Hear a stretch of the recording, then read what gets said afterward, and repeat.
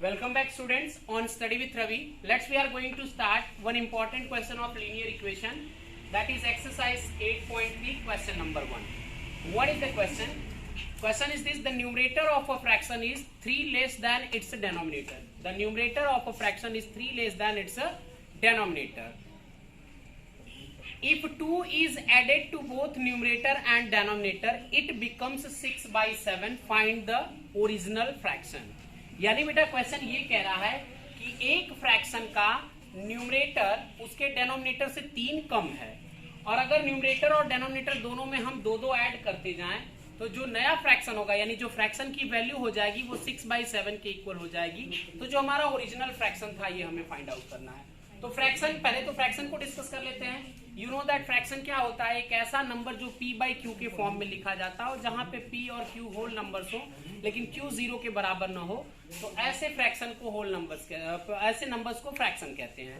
दूसरी तरफ फ्रैक्शन की एक सिंपल डेफिनेशन ये कह सकते हो कि fraction is the part of a whole thing और a group, some part of a group, यानी किसी पूरे नंबर का कुछ हिस्सा जो है वही फ्रैक्शन कहलाता है, या ग्रुप में कुछ चीजें हैं तो उनमें का जो एक अलग पार्ट है वही क्या हो जाएगा? फ्रैक्शन हो जाएगा। Like 1/2, 2/3, 3/7, 1/9, these are the fraction. तो अब हमारे फ्रैक्शन में आप जानते हो कि फ्रैक्शन p/q के फॉर्म में होता है, तो जो p होता है वो न्यूमरेटर कहलाता है और q कहलाता है डेनोमिनेटर, और ये लाइन कहलाती है डिवाइड लाइन।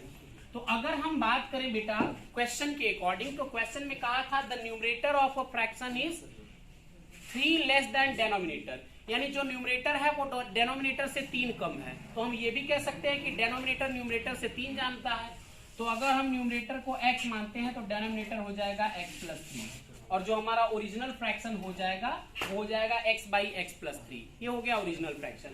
अब आगे की कंडीशन कह रहा है कि अगर न्यूमरेटर और डेनोमिनेटर दोनों को 2 इंक्रीज कर दें, यानी 2 बढ़ा दें, यानी इसमें भी 2 प्लस कर दें और इसमें भी 2 प्लस कर दें, तो जो न्यू फ्रैक्शन होगा, यानी कहने का मतलब इस फ्रैक्शन की वैल्यू 2 ऐड करने पर न्यूमरेटर और डेनोमिनेटर में वो हो जाएगी 6/7 के इक्वल। तो ये हो जाएगा 6/7 के इक्वल, और यही हमारा इक्वेशन बन गया। इसी को सॉल्व करेंगे, फ्रैक्शन की वैल्यू मिल जाएगी। तो चलिए स्टार्ट करते हैं। हम क्या लिखेंगे? Let the numerator be x, that of denominator be x+3। अब बेटा हमने न्यूमरेटर को x लिया तो डेनोमिनेटर को x+3 क्यों लिया, ये आप समझ गए होंगे, क्योंकि क्वेश्चन में कहा था कि न्यूमरेटर डेनोमिनेटर से 3 कम है, यानी दूसरे शब्दों में कह सकते हैं कि डेनोमिनेटर न्यूमरेटर से 3 ज्यादा है। तो न्यूमरेटर को हमने x लिया तो ये 3 कम है, तो जो 3 ज्यादा होगा वो +3 होगा, तो x+3 डेनोमिनेटर हो गया। ठीक है, so the original fraction is equals to x/x+3, क्योंकि न्यूमरेटर ऊपर रहेगा और डेनोमिनेटर नीचे रहेगा। ये हमारा हो गया ओरिजिनल फ्रैक्शन। अब बात करते हैं मेन सॉल्यूशन की, यानी अकॉर्डिंग टू क्वेश्चन। तो इसने क्या कहा था कि अगर हम फ्रैक्शन के न्यूमरेटर में भी 2 ऐड कर दें और डेनोमिनेटर में भी 2 ऐड कर दें, तो क्या हो जाता है? ये फ्रैक्शन 6/7 के इक्वल हो जाता है। बन गया इक्वेशन। अब ये 3+2 को आप सेपरेटली +3+2 के साथ बजाय चाहो तो एक साथ 6x+5 भी लिख सकते हो। अब बेटा यहाँ पे एक इंपॉर्टेंट कॉन्सेप्ट हम समझेंगे कि जब हमारा इक्वेशन जो हो उसमें दोनों साइड फ्रैक्शंस हो, तो एक इंपॉर्टेंट मेथड कहलाता है क्रॉस मल्टीप्लिकेशन मेथड। उसी क्रॉस मल्टीप्लिकेशन मेथड को हम फॉलो करेंगे। मींस 7 का मल्टीप्लाई x+2 में हो जाएगा और x+5 का मल्टीप्लाई 6 में हो जाएगा। देखिए कैसे, ये हो जाएगा 7 × x+2 is equal to 6 × x+5। यहाँ पे आप मेंशन कर सकते हो बाई क्रॉस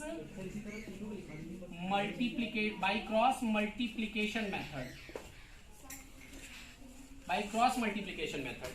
अब क्या होता है क्रॉस मल्टीप्लिकेशन? क्रॉस मल्टीप्लिकेशन का सीधा सा कॉन्सेप्ट यही होता है कि पहले नंबर के न्यूमरेटर में दूसरे नंबर के डेनोमिनेटर से मल्टीप्लाई, और दूसरे नंबर के न्यूमरेटर में पहले नंबर के डेनोमिनेटर से मल्टीप्लाई। यही मेथड कहलाता है क्रॉस मल्टीप्लिकेशन मेथड। अब देखिए, अब क्या होगा? इस 7 का मल्टीप्लाई x में भी होगा और 2 में भी होगा, तो 7 का x में 7x हो जाएगा, जब 2 में करेंगे तो 14 हो जाएगा, इज इक्वल टू 6 का जब x में करेंगे तो 6x, और 6 का जब 5 में करेंगे तो हो जाएगा 30। यहां तक तो एकदम क्लियर हो गया होगा। अब बात करते हैं आगे, और लास्ट और इंपॉर्टेंट पॉइंट जो ये होता है, जो भी हम लीनियर इक्वेशन सॉल्व करते हैं तो उसमें इन क्वेश्चंस को हम डिस्कस करते हैं, इन क्वेश्चंस को समझते हैं। तो क्या वो लीनियर इक्वेशंस हैं? तो बेटा हमने देखा था कि वेरिएबल्स को हम एलएचएस में जनरली सेंड करते हैं और कांस्टेंट को आरएचएस में। तो हम क्या करेंगे, इस 6x को आरएचएस से उठा के एलएचएस में डाल देंगे और इस 14 को एलएचएस से आरएचएस में ट्रांसपोज कर देंगे या सेंड कर देंगे। तो देखिए ये क्या हो जाएगा 6x और 7x, और जब 6x एलएचएस में आएगा तो उसकी साइन बदल जाएगी, यानी यहाँ ये पॉजिटिव है तो यहाँ हो जाएगा नेगेटिव। उसी तरह से 30, ये 14 जब उधर जाएगा तो यहाँ पॉजिटिव है, इधर आएगा तो नेगेटिव हो जाएगा। अब बेटा 7x में से 6x जाएगा, आपके पास 7 चॉकलेट है, अगर 6 खा जाते हो तो कितनी बचेंगी 1। तो उसी तरह से 7x में से जब 6x माइनस होगा तो क्या बचेगा 1x, लेकिन हम उसको लिखते हैं ओनली x, क्योंकि किसी भी नंबर का कोफिशिएंट 1 नहीं लिखते हैं। तो x इज इक्वल टू हो जाएगा 30 माइनस 14 यानी कि 16, ये आ गई वैल्यू x की। अब बात करते हैं ओरिजिनल फ्रैक्शन, बिकॉज हमें ओरिजिनल फ्रैक्शन निकालना है। तो ओरिजिनल फ्रैक्शन की बात करें तो यहां पे लिख सकते हैं सो द ओरिजिनल फ्रैक्शन, क्या था original fraction, x upon x plus 3, यही ना था। न्यूमरेटर 3 छोटा था, डेनोमिनेटर 3 बड़ा था। तो न्यूमरेटर की बेटा वैल्यू आ गई 16, तो 16 अपॉन 16 प्लस 3 यानी कि 16 upon 19 is the original fraction. अब क्वेश्चन को कंपेयर करें कि सही है कि नहीं। तो ये तो ओरिजिनल फ्रैक्शन हो गया, कह रहा था न्यूमरेटर 3 छोटा है, डेनोमिनेटर 3 बड़ा है, तो न्यूमरेटर 16 है और डेनोमिनेटर 19 है, ये तो सही है। दूसरी कंडीशन को चेक करें, कह रहा था कि 16 में भी अगर हम 2 ऐड कर दें और 19 में भी 2 ऐड कर दें तो ये फ्रैक्शन 6/7 होना चाहिए। तो देखिए क्या हो रहा है, ये हो गया 18 और ये हो गया 21। तो बेटा देखो इजीली 6 दोनों 3 से डिविजिबल है, 3 6 जा 18 एंड 3 7 जा 21, यानी 6/7 आ रहा है। Means our answer is absolutely correct. So question बहुत इंपॉर्टेंट है, और ये क्वेश्चन आपके एकेडमिक्स के लिए तो इंपॉर्टेंट है ही, साथ ही साथ वनडे एग्जाम्स या कॉम्पिटेटिव एग्जाम्स में भी ऑफ्टन अक्सर पूछे जाते हैं।